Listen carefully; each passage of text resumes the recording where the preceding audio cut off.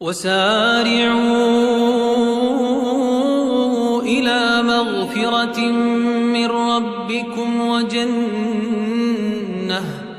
وجنة عرضها السماوات والأرض أعدت للمتقين الذين ينفقون في السراء والضراء والكاظمين الغيظ والعافين عن الناس والله يحب المحسنين